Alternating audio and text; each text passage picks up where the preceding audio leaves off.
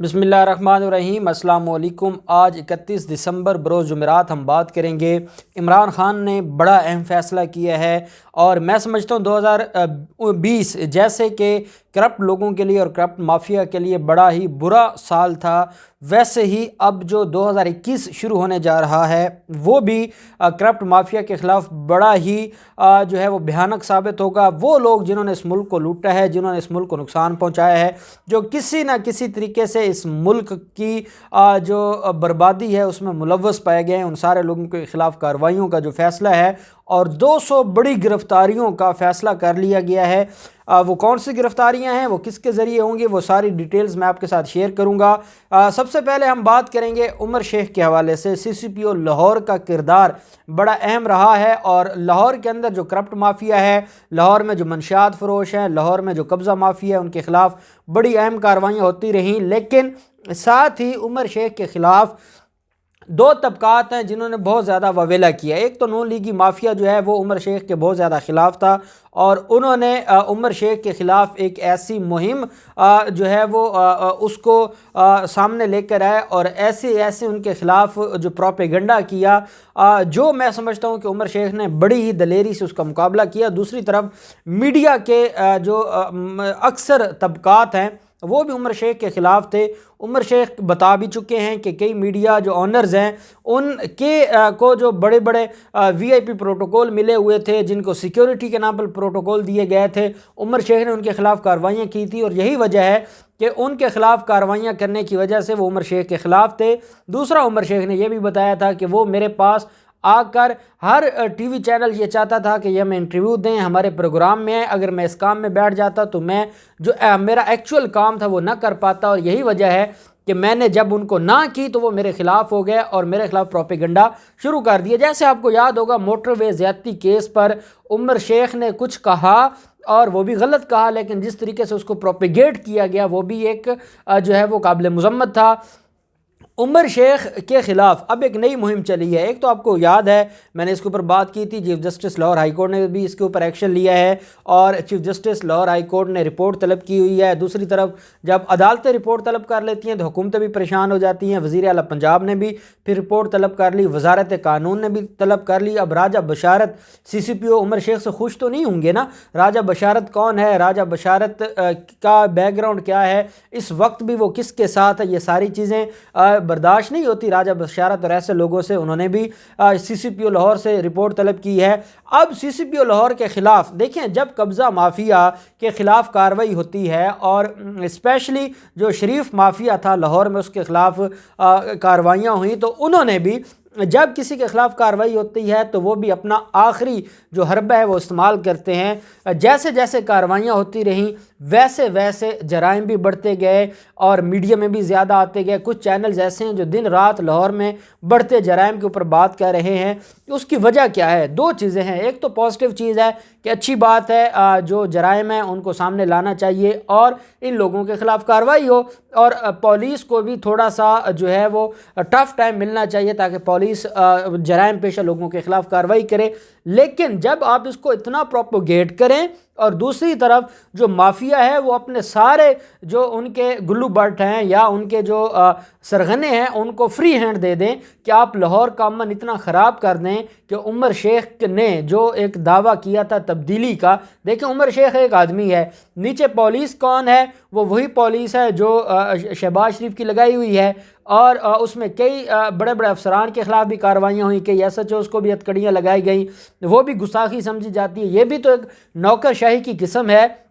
अंग्रेज़ों के दौर के ये बदमाश हैं और ये समझते हैं जब इनके ख़िलाफ़ कोई कार्रवाई हो तो बहुत बड़ी जो है, अगर एक SHO के ख़िलाफ़ कार्रवाई हुई है पूरे पंजाब में, ये जो माफिया ये खड़ा हो जाता है और ये कहता है कि SHO के ख़िलाफ़ कार्रवाई क्यों हुई है और डेली बेसिस पर थानों में पुलिस हिरासत में लोगों को ये कत्ल कर रहे हैं, उसके ख़िलाफ़ पुलिस वाले ख़ुद नहीं बोलते। लेकिन जब एक SHO के ख़िलाफ़, एक DSP के ख़िलाफ़ कार्रवाई होती है इनको बड़ी तकलीफ़ होती है। तो ये एक माफिया है जो एक तो जुर्म को बढ़ा रहा है उमर शेख को बदनाम करने के लिए और साथ एक माफिया है जो उसको प्रोपोगेट कर रहा है और प्रोपेगेंडा कर रहा है उस जुर्म के हवाले से, और वो चाहते ये हैं कि उमर शेख की छुट्टी हो जाए और उमर शेख यहाँ काम ना कर सके। लेकिन मैं समझता हूँ کہ عمران خان کا اعتماد حاصل ہے عمر شیخ کو. عمر شیخ اپنے تئیں کارروائی ضرور کر رہا ہے لیکن جن کے ساتھ اس کا مقابلہ ہے وہ بہت سٹرونگ لوگ ہیں اور انہوں نے 30 سال مافیا کے اوپر انویسٹ کیا ہے اور اس کے لیے عمر شیخ کے لیے مسائل ہوں گے.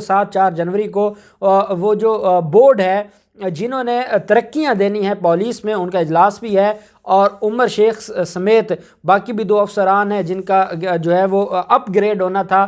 پہلے عمر شیخ کو جو اپ گریڈ کیا جانا تھا وہ جو سمری تھی وہ نوٹیفیکیشن جاری نہیں ہوا تھا. اب دوبارہ بورڈ بیٹھ رہا ہے 4 جنوری کو. مجھے یہ لگتا ہے کہ جنوری میں جو 2021 کا سال ہے سب سے پہلا جو ایک دھچکا لگے گا مافیا کو وہ یہ ہوگا کہ عمر شیخ کو اپ گریڈ کر دیا جائے گا اور اس کو ترقی مل جائے گی اور اس کے بعد پھر عمر شیخ کھل کر ان کے خلاف کارروائی کریں گے. تو ایک تو عمر شیخ کے حوالے سے جو کچھ ہو رہا ہے وہ آپ کے ساتھ شیئر کرنا ضروری تھا. اس کی وجہ یہ ہے کہ عمر شیخ کام کر رہے ہیں لیکن ان کی راہ میں بڑی رکاوٹیں ہیں اور قوم نے ان کا ساتھ دینا تاکہ وہ پازیٹیو جو کام کر رہے ہیں وہ اس کی طرف آگے بڑھیں.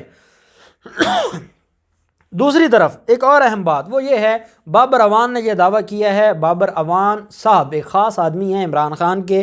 عمران خان کو جتنی بھی لیگل ایڈوائز ہے وہ بابر اعوان دیتے ہیں اور میں سمجھتا ہوں کل خواجہ آصف کی گرفتاری کے بعد جو پریس کانفرنس ہوئی ہے اس میں میچور لوگ سامنے آئے ہیں, وہ شاہ محمود قریشی ہوں یا وہ بابر اعوان ہوں, اور انہوں نے آ کر قوم کو بتایا ہے کہ کیسے خواجہ آصف چوری کرتا رہا ہے, کیسے یہ ملک میں ڈکیٹی کرتے رہے ہیں, کیسے یہ غریبوں کا خون چوستے رہے ہیں, کیسے یہ منی لانڈرنگ کرتے رہے ہیں. ساری ڈیٹیلز بابر اعوان نے بتائی کیونکہ وہ ایک نپے تلے سیاستدان بھی ہیں اور ایک پڑھے لکھے قانوندان بھی ہیں. یہی وجہ ہے کہ ان کی بات کو زیادہ قوم زیادہ جو ہے وہ پذیرائی دیتی ہے. بابر اعوان نے یہ دعویٰ کیا ہے کہ میری عمران خان سے ملاقات ہوئی ہے اور عمران خان اب اس بات پر جو ڈٹ گئے ہیں کہ یہ خواجہ آصف تو کوئی چیز نہیں ہے. عمران خان تو 200 کا فگر دیا عمران خان نے کہ 200 لوگوں کے خلاف کارروائی کر کے ان کو گرفتار کیا جائے اور ان کے خلاف اینٹی کرپشن سے کارروائی ہوگی. نفیس گوہر کو جو ڈیٹیلز دے دی گئی ہیں. یہ کون سے لوگ ہیں؟ میں نے آپ کو بتایا تھا کہ 37 سیاستدانوں کے خلاف مقدمات درج ہو چکے ہیں. وہ 37 سیاستدانوں میں خواجہ آصف بھی تھا, رانا ثناء اللہ بھی ہیں, رانا تنویر بھی ہے, خرم دستگیر بھی ہے. نون لیگ کی تو جتنے بھی M P M N As ہیں یہ بالواسطہ یا بلا واسطہ کہیں نہ کہیں سیاسی زمینوں پر قبضوں میں ملوث ہیں. انہوں نے سوسائٹیز بنائی ہیں, انہوں نے قبضے کیے ہیں.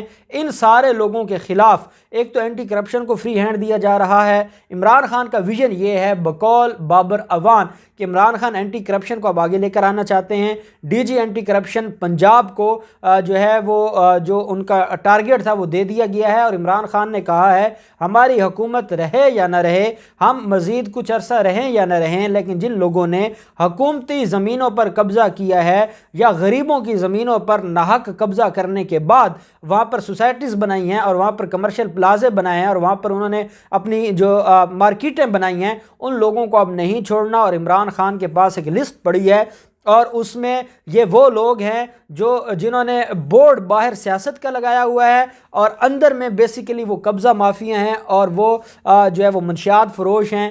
وہ لوگ ہیں جو کرمنل مافیا کے ساتھ ہیں. عمران خان نے کہا ہے کہ جن لوگوں نے یہ بورڈز لگائے ہوئے ہیں, چاہے وہ سامنے سیاست کا بورڈ ہے, چاہے ہمارے اوپر جو بھی دھبا لگے, چاہے ہمارے اوپر الزام لگے کہ ہم سیاسی انتقام کا نشانہ بنا رہے ہیں, عمران خان نے اب یہ طے کر لیا ہے کہ جنوری کے پہلے ہفتے میں یا میکسیمم دوسرے ہفتے تک 200 کا یہ جو فگر ہے ان کو گرفتار کرنا ہوگا, ان کے خلاف کارروائیاں کرنی ہوں گی اور ان سے جو سرکاری زمینیں ہیں وہ چھڑوانا ہوں گی. عمران خان یہ سمجھتے ہیں کہ اگر ہم یہی سرکاری زمینیں واگزار کروا لیں, ان کی پوزیشن لے لیں اور یہ سرکار کے کام ہیں, تو کتنی بڑی ریکوری ہوگی حکومت کے لیے اور ریاست کے لیے. آپ دیکھ لیں, صرف آپ کھوکھر برادران کو لاہور میں دیکھ لیں, انہوں نے کیا کیا ہے. سب سے بڑے مافیاز جو ہیں جو قبضہ مافیا وہ شریف خاندان ہے, انہوں نے کیا کیا ہے. اس کے علاوہ آپ سیالکوٹ سے چکوال تک چلے جائیں, گجرانوالا گجرات میں جتنے بھی نون لیگ کے تھے یا کوئی باقی کسی بھی سیاسی جماعت سے تعلق رکھنے والے ہیں, جیسے سندھ سارا اس کی چیف جسٹس سپریم کورٹ پوچھتے ہیں کہ کوئی زمین بچی بھی ہے سندھ حکومت کے پاس کہ ساری پہ قبضہ ہو گیا ہے. یہی حال پنجاب میں تھا جو شریفوں نے کیا ہوا تھا اور نون لیگ نے کیا ہوا تھا, کوئی زمین بچی نہیں, ہر جگہ پر سیاسی لوگوں نے قبضہ کیا اور وہاں پر اپنی سوسائٹیز بنائیں، مارکیٹیں بنائیں، کمرشل پلازے بنائے، اور کہتے کیا ہیں جب ان کو پکڑا جاتا ہے، جب ان کے خلاف مقدمات درج ہوتے ہیں تو کہتے ہیں ہمارے ساتھ بڑی زیادتی ہو رہی ہے، ہمیں جو ہے وہ نشانہ بنایا جا رہا ہے، ہمیں سیاسی انتقام کا نشانہ بنایا جا رہا ہے۔ اب آپ کچھ بھی کہتے رہیں، بابر اعوان کے بقول اب ان لوگوں کو معافی نہیں ملنے والی، 200 بڑے لوگوں کے خلاف کارروائی ہوگی۔ اینٹی کرپشن، ایف آئی اے اور عمر شیخ، ان 3 لوگوں کو ٹارگٹس دے دیے گئے ہیں اور ان کو ٹائم دے دیا گیا ہے کتنے ٹائم میں مقدمات درج کر کے ان لوگوں کو گرفتار کیا جائے، اور جس نے حکومتی اور ریاستی زمین پر قبضہ کیا ہے یا قبضہ مافیا کا ساتھ دیتا ہے یا وہ بڑے بڑے جرائم میں ملوث ہے لیکن باہر بورڈ اس نے سیاست کا لگایا ہوا ہے، ان سارے لوگوں کے خلاف کارروائی ہوگی اور ان کو سلاخوں کے پیچھے جو ہے وہ بند کیا جائے گا تاکہ ان لوگوں سے نجات ملے۔ اب دیکھتے ہیں 2021 میں کیا تبدیلیاں آتی ہیں اور یہ جو دعویٰ ہے بابر اعوان کا اور عمران خان کا وہ کیسے پورا ہوتا ہے۔ جو بھی ڈیولپمنٹ ہوگی ہم آپ کے ساتھ شیئر کرتے رہیں گے۔ اللہ پاک پاکستان کا حامی و ناصر ہو۔ بہت شکریہ۔ اللہ حافظ۔ پاکستان زندہ باد۔